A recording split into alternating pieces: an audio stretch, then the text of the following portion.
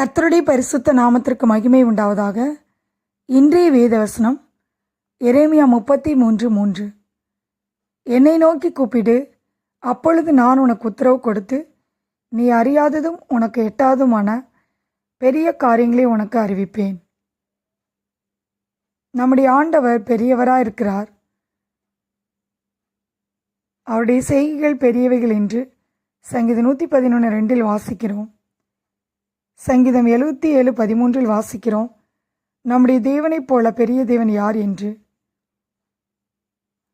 எகிப்திலிருந்து மீட்டு கொண்டு வந்த உம்முடைய ஜனத்திற்கு முன்பாக பயங்கரமான பெரிய காரியங்களை நடத்தினீர் என்று தாவீது சொல்கிறார். உம்முடைய வாக்குத்தத்தத்தின் நிமித்தமும் உம்முடைய சித்தத்தின்படியேயும் இந்த பெரிய காரியங்களை எல்லாம் உமது அடியானுக்கு அறிவிக்கும்படிக்கு தயவு செய்தீர்.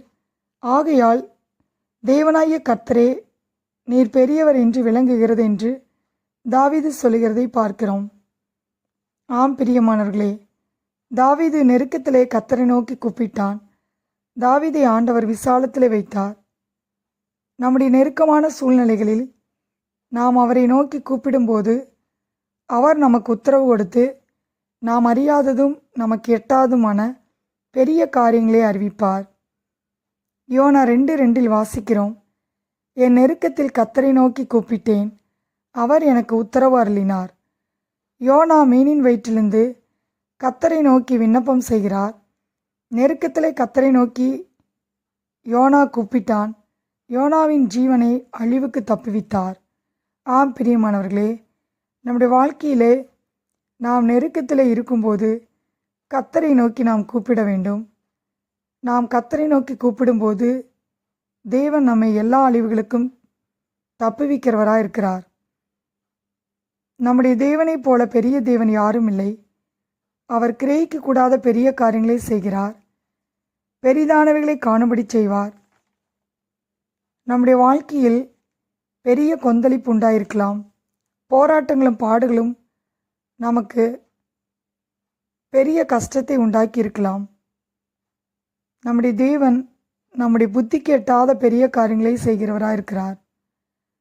சங்கீதம் 145:18 வாசிக்கிறோம், தம்மை நோக்கி கூப்பிடுகிற யாவருக்கும், உண்மையாய் தம்மை நோக்கி கூப்பிடுகிற யாவருக்கும் கர்த்தர் சமீபமாயிருக்கிறார். நாம் அவரை நோக்கி கூப்பிடும்போது அவர் நமக்கு சமீபமாயிருக்கிறார். அவர் நம்முடைய ஜெபங்களுக்கு பதில் கொடுக்கிறவராயிருக்கிறார். ஏசாயா 43:22 வாசிக்கிறோம், ஆனாலும் யாக்கோப்பே, நீ என்னை நோக்கி கூப்பிடவில்லை, இஸ்ரவேலே, நீ என்னை குறித்து மனம் சலித்து போனாய். நம்முடைய வாழ்க்கையில் கூட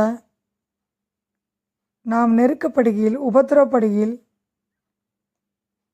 துன்பப்படுத்தப்படுகையில் மனம் சலித்து போய் அவரை நோக்கி கூப்பிடாமல் போகிறோம். எந்த சூழ்நிலையிலும் நாம் அவரை நோக்கி கூப்பிடும்போது அவர் நமக்கு உத்தரவு கொடுக்கிறவராயிருக்கிறார்.